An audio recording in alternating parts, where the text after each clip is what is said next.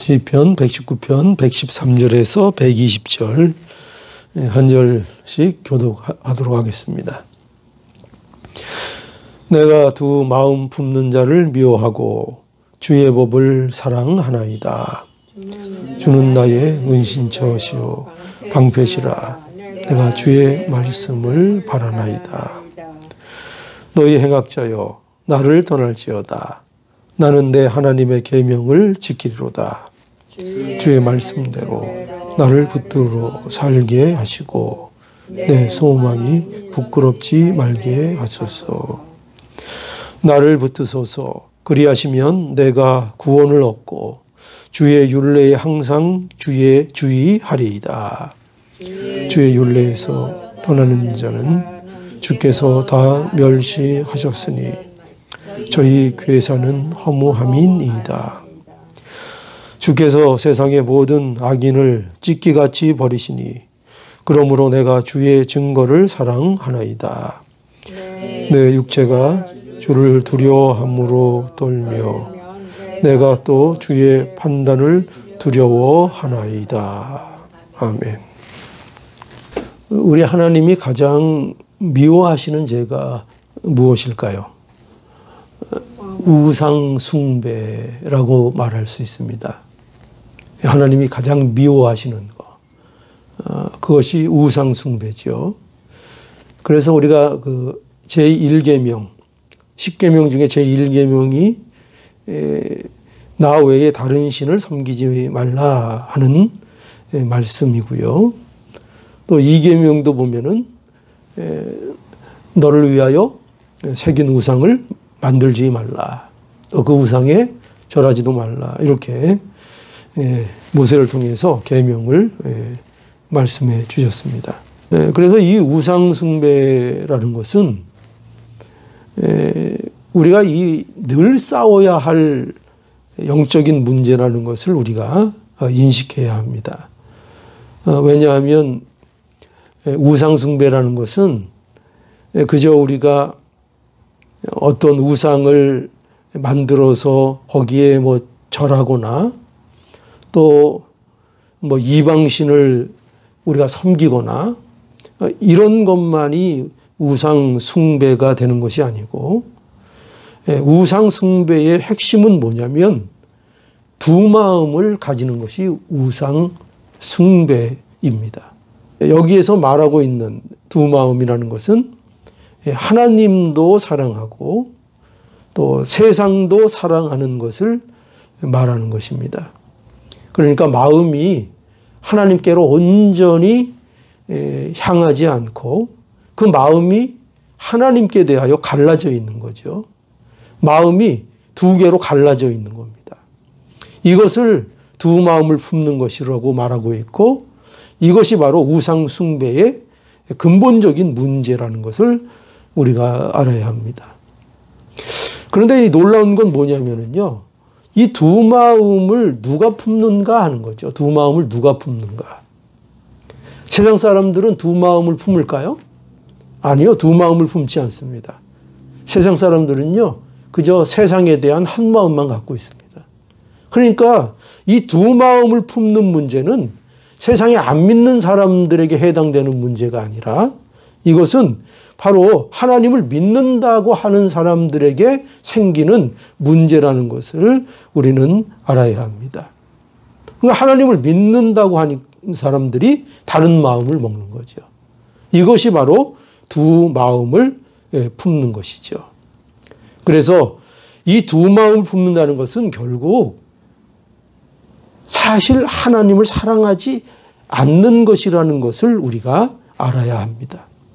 그래서 우리는 이 두 마음을 품는 것에 대해서 오늘날 우리가 잘 점검을 하고 우리 자신 안에는 과연 이 두 마음을 품고 사는 것이 없는가? 왜 사람들은 하나님을 믿으면서도 자꾸 두 마음을 품게 되는가? 이런 것들을 점검해서 우리가 하나님 앞에 참 천국의 백성으로서 이 두 마음을 품는 것에서 날마다 벗어나는 이러한 삶을 살아야 할 것입니다. 자, 그래서 오늘 이 본문 시편의 말씀을 보면 먼저 113절에 이렇게 시인이 고백을 합니다. 내가 두 마음을 품는 자를 미워하고 주의 법을 사랑하나이다. 자, 여기 보니까 시인은요, 뭘 고백하고 있는가 하면, 내가 두 마음을 품는 자를 미워한다. 이렇게 고백하고 있습니다. 그런데 여기서 보면 두 마음을 품는 사람을 미워한다. 이렇게 되어 있어서 이것이 사람을 미워하는 것이냐, 이렇게 생각할 수 있습니다. 그러나 여기에서의 미워한다는 것의 초점을 우리가 잘 알아야 합니다. 이것은 단순히 사람에 대한 미움에 초점을 맞춘 것이 아니라 여기에서는 두 마음을 품는 그 두 마음에 대한 미움입니다. 왜냐하면 하나님께서는 우리가 누구도 사랑하라고 그랬어요? 원수도 미워하지 말고 원수도 사랑하라고 우리 예수님께서 말씀하셨고, 그것이 하나님의 뜻이라고 분명히 밝혀주셨습니다. 그러니까 이런 말씀을 볼 때 우리가 당연히 두 마음을 품는 자를 미워하라고 했으니까 두 마음을 품는 자는 우리가 적대시하고 미워하고 그 사람을 증오하고 그래도 된다, 이렇게 쉽게 생각하면 안 됩니다. 그런 것이 아니라 여기서 핵심은 뭐냐면은 그 사람 안에 있는 그 두 마음을 품는 그 본질, 그 죄성, 그 성향, 그것을 미워하고 우리는 그러한 두 마음을 품는 이 성향을 멀리하고 이 두 마음을 품는 것을 우리 가운데서 멀리해야 된다 하는 것입니다. 그러니까 우리 안에 미움을, 두 마음을 품는 마음이 우리가 안에 과연 없는가? 그게 아니라는 거예요. 우리 안에도 이 두 마음을 품는 성향이 자꾸 일어나고 우리 안에도 이것이 있기 때문에 우리는 이 두 마음을 품는 이 일에 대하여 우리는 경계하고 늘 주의하고 늘 멀리 할 수 있어야 한다. 이렇게 말씀하고 있는 겁니다. 그래서 두 마음이 뭐라고요? 두 마음이 하나님을 믿는다고 하지만 그의 하나님의 말씀을 따르지 않고 뭘 따른다고요? 세상을 따르고 세상을 좋아하고 세상 방식대로 사는 것을 말하는 것입니다. 하나님도 섬기고 또 뭣도 섬겨요? 세상도 섬기는 마음을 말하고 있는 거죠. 그러니까 시인은 이러한 두 마음을 내가 미워한다. 그래서 분명하게 무엇을 미워하는가, 이게 시인이 밝히고 있습니다. 그런데 두 마음을 미워하지만 그러나 이제 반대로 뭐는 사랑한다 그래요? 주의 법을 내가 사랑하나이다. 주의 법은 우리 잘 아는 대로 주의 말씀이죠. 그죠? 예, 주의 말씀, 성경, 하나님의 말씀, 그 말씀을 시인은 사랑한다. 이렇게 고백을 하고 있습니다. 그러니까 이 고백은, 그러니까 한마디로 다시 정리해서 얘기하면 내가 두 마음을 품는 자를 미워하고 주의 법을 사랑한다는 이 고백은 결국 내가 하나님을 그만큼 어떻게 한다고요? 전심으로 내가 사랑합니다. 이렇게 고백을 하고 있는 것입니다. 자, 그래서 계속 114절에 보면 여기 또 뭐라고 돼 있죠? 114절. 주는 나의 은신처요 방패시라 내가 주의 말씀을 바라나이다. 여기 보면 시인은 주가 나의 은신처다 이렇게 고백하고 있고요. 또 주님이 나의 방패가 되신다 이렇게 고백을 하고 있고, 그리고 그래서 내가 주의 말씀에 소망을 가지고 있다. 내가 희망을 어디에 두고 있는가? 내가 주의 말씀에 희망을 가지고 있다. 이렇게 이제 고백을 하고 있습니다. 그러니까 이 시인은 주님만이 뭐라는 거예요? 주님만이 이 죄 많은 세상에서, 이 미혹 많고 유혹 많은 이 세상에서 주님만이 나에게 무엇이 되어주신다고요? 유일한 안식처가 되어주신다. 나의 피난처다. 나의 유일한 피난처가 우리 주님이시다. 우리 주님이 나를 지키시고 나를 보호하신다. 이렇게 고백을 하고 있습니다. 이거 굉장히 중요한 겁니다. 이것을 믿는 게 중요한 거예요. 우리 주님이 나의 피난처이시다. 우리 주님만이 나의 방패시다. 나는 주님의 말씀에 소망이 있다. 이걸 믿는 거예요. 이게 믿음이에요. 왜 이게 중요한가 하면은요, 여러분, 왜 두 마음을 품는가? 왜 두 마음을 품는가? 왜 우리가 우상 숭배로 가게 되는가? 결국 그런 일이 왜 자꾸 벌어지는가 하면 이걸 못 믿기 때문이에요. 뭘 못 믿어요? 주님이 나의 은신처요. 주님이 나의 방패이심을 믿지 못하기 때문에 자꾸 우리 마음에 어떤 마음이 생겨요? 이거 두 마음을 품는 그런 마음이 생기는 거예요. 하나님 외에 다른 것에는 안전이 없다는 것을 우리가 믿어야 되는데 하나님 외에 다른 것에서 안전을 찾게 되는 거예요. 이게 뭐예요? 이게 두 마음을 품는 이유예요. 이것이 우상 숭배를 자꾸 하게 되는 이유예요. 하나님으로는 부족하다는 거죠. 하나님으로는 안전하지 않다는 거죠. 하나님이 우리에게 베푸시는 그 능력과 그 사랑을 온전히 믿지 못하니까, 하나님으로 만족하지 못하니까, 그러니까 자꾸 다른 것들을 찾게 되는 것입니다. 그러니까 아담과 하와가 타락할 때에도 결국 이 타락이 뭐냐 하면 아담과 하와도 결국은요 두 마음을 품는 거예요. 누구로 만족하지 못하는 거예요? 하나님으로 만족하지 못하는 거예요. 그렇다고 해서 이 아담과 하와가 하나님을 대놓고 저희는 하나님 필요 없습니다, 그런 게 아니에요. 그런데 하나님도 필요한데, 그런데 하나님도 필요하지만 우리도 뭔가를 하고 싶습니다, 그거 아닙니까? 아담과 하와의 타락이 바로 그런 거예요. 다른 것을 더 의지하고 싶고 하나님 외에 다른 방법을 더 찾고 싶고, 이것이 바로 두 마음을 품는 것입니다. 그러니까 이처럼 악한 영이 오늘도 이것으로 우리를 미혹합니다. 계속 우리를 미혹합니다. 뭐라고 미혹해요? 이왕이면 하나님도 사랑하고 또 세상도 사랑해라. 어떻게 하나님만 의지하고 사냐? 세상 지식도, 세상 철학도, 세상의 것도 의지하면서 살아라. 그렇게 우리를 항상 미혹한다는 것입니다. 그러나 속지 말아야 합니다. 예수님께서는 분명히 말씀해 주셨어요. 뭐라고 말씀하셨죠? 한 사람이 두 주인을 섬기지 못할 것이니 혹 이를 미워하고 저를 사랑하거나 혹 이를 중히 여기며 저를 경히 여김이라. 너희가 하나님과 재물을 겸하여 섬기지 못하느니라. 마태복음 6장 24절이죠. 하나님과 재물을 겸하여 섬길 수 없다는 거예요. 하나님과 물질을 겸하여 섬길 수 없다는 거예요. 하나님과 다른 신을 겸하여 섬길 수 없다는 거예요. 하나님과 자신을 동시에 섬길 수 없다는 거예요. 분명하게 예수님께서 말씀해 주셨죠. 우리는 분명한 믿음을 갖고 있어야 됩니다. 뭐로 충분하다고요? 주님이 우리의 뭐가 되어주신다고요? 온전한 은신처가 되어주시고 온전한 방패가 되어주시고 우리는 주님으로 충분하다고 믿어야 합니다.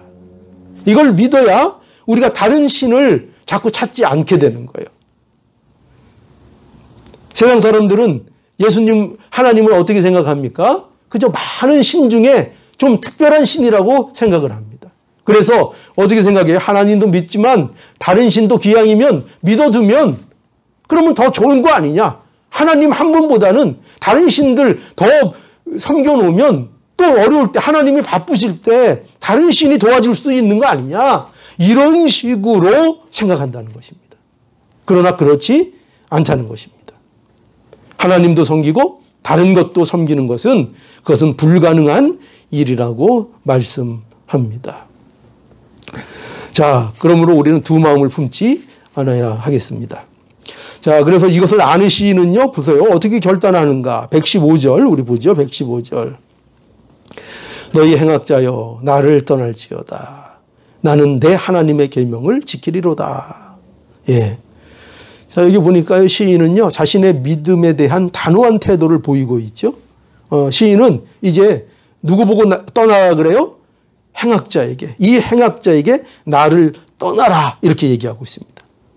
그리고 나는 내 하나님의 계명을 지키겠다. 이렇게 아주 단호하게 말을 하고 있습니다. 여기 행악자는요, 누굴 말하는 걸까요? 여기서 말하는 행악자는요, 다른 게 아니라 바로 두 마음을 품고 사는 사람들을 얘기하는 거예요. 두 마음을 품는 사람들.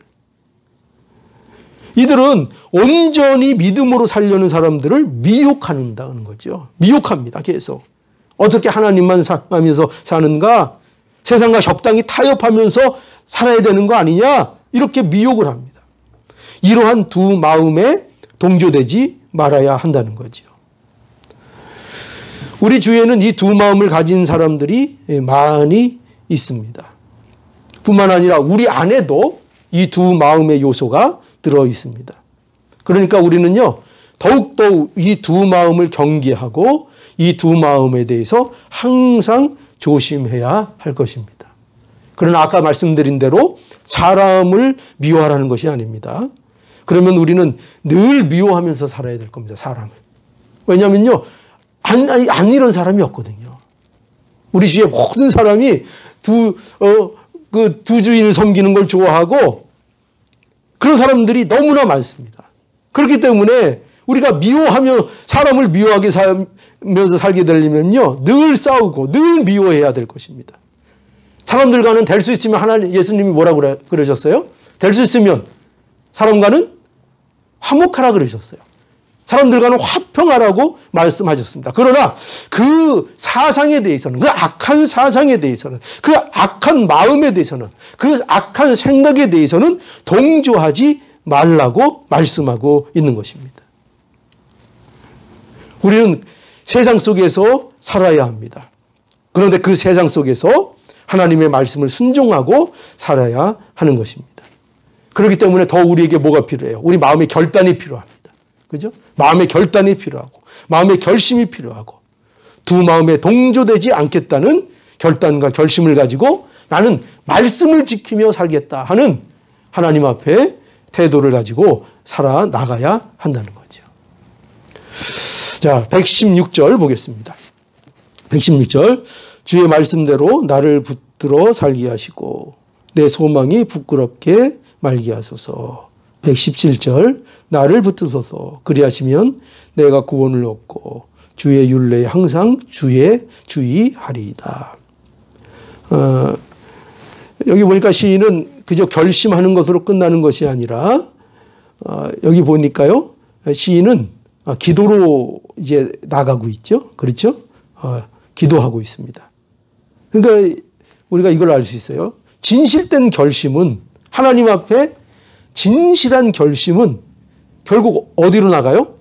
기도로 나간다는 거예요. 결심으로 끝나는 것이 아니라 그 결심이 정말 하나님 앞에 올바른 결심인가, 정말 하나님 앞에 진실된 결심을 하고 있는가, 뭘 보면 알 수 있다고요? 그가 그 결심의 결과로 어디로 나가요? 기도로 나간다는 거예요. 결심을 시커내놓고 기도는 안 하고 그런 것이 아니라 그 결심이 사실이고 진실이라면 진실된 결심을 가지고 반드시 어디로 나간다고요? 하나님 앞에 기도로 나아가게 된다는 것입니다. 그래서 시인은 기도합니다. 시인은 주의 말씀대로, 주님의 약속대로 나를 붙들어 달라, 이렇게 하나님 앞에 간청하고 있습니다. 간청하고 있습니다. 두 마음을 품는 것, 우상숭배와 싸우는 것, 여기에 가장 강력한 무기가 뭐예요? 하나님 말씀이기 때문에 그렇습니다. 두 마음을 어떻게 해야 품지 않게 되는가? 어떻게 하면 우리가 우상숭배하지 않게 될 수 있는가? 어떻게 하면 거기서 벗어날 수 있는가? 우리에게 주신 강력한 무기가 뭐라는 거예요? 하나님 말씀이라는 것입니다. 그 말씀으로 나를 붙들어 주시옵소서. 그 말씀이 나의 힘이 되게 해 주시옵소서. 말씀으로 나를 붙잡아 주시옵소서. 그래서 이렇게 기도하고 있는 것입니다. 그러니까 우리도 하나님 앞에 이 진심이 있다면, 우리가 두 마음을 품지 않고 살게 해달라는 그 진심을 우리 마음속에 정말 가지고 그것이 사실이라면 우리는 하나님 앞에 이 기도를 드려야 할 것입니다. 하나님, 말씀으로 저를 붙잡아 주시옵소서. 자, 118절 보죠. 우리 함께 읽어볼까요? 118절. 예. 자, 이것은 이제 우상숭배의 결말입니다. 함께 읽어보죠. 118절, 119절. 시작. 주의 윤례에서 떠나는 자는 주께서 다 멸시하셨으니 저희 계산은 허무함이니이다. 주께서 세상의 모든 악인을 찢기같이 버리시니 그러므로 내가 주의 증거를 사랑하나이다. 예, 이에 우상숭배의 비참한 결말이라는 것입니다. 두 마음을 품는 것에 비참함이라는 것입니다. 주의 율례를 떠나는 자. 이 사람도 두 마음을 품는 자를 얘기합니다. 여기 악인도 두 마음을 품는 자를 얘기합니다. 그 결말이 이와 같이 허무하다. 이렇게 끝난다. 이렇게 말씀해 주고 있습니다. 자, 마지막으로 120절 우리 함께 읽어보죠. 120절입니다. 시작. 내 육체가 주를 두려워함으로 떨며 내가 또 주의 판단을 두려워하나이다. 예, 여기 보니까요. 이제 시인은 내가 주님을 두려워한다 이렇게 고백을 하고 있습니다. 이 두려움이 굉장히 중요한 두려움입니다. 이 두려움은 주님에 대한 올바른 두려움을 말합니다.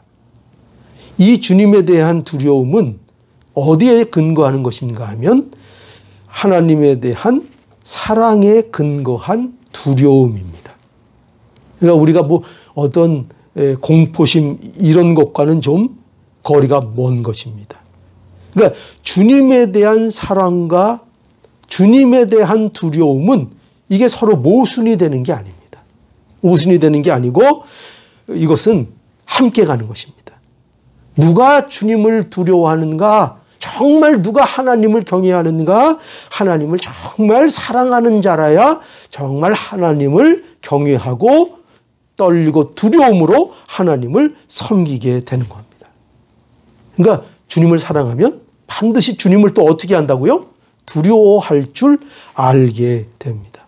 그럼 마치 뭐가 같은가 하면요.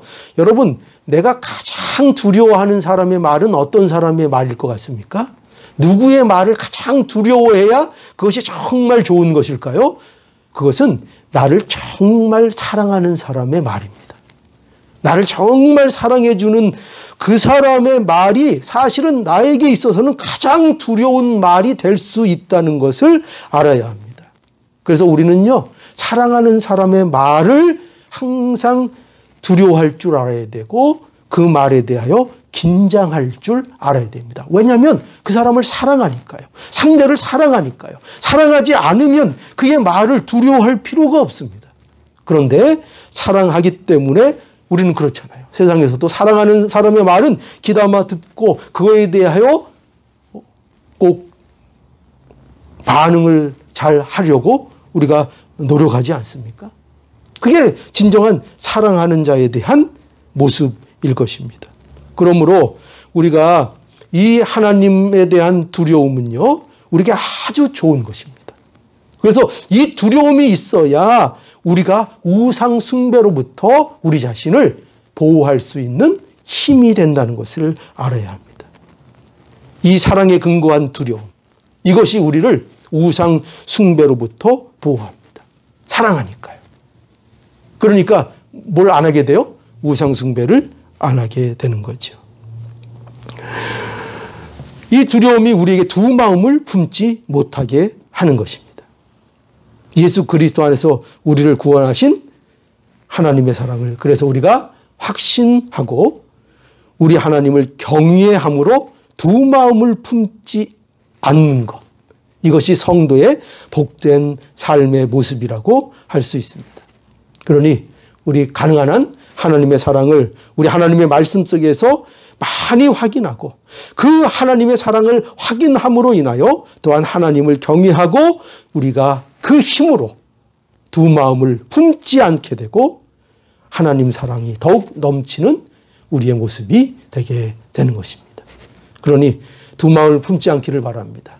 두 마음을 품지 않고 하나님을 더욱더 사랑하는, 하나님을 참으로 사랑하는 경외하는 자들이 될 수 있기를 오늘도 간절히 바랍니다. 예.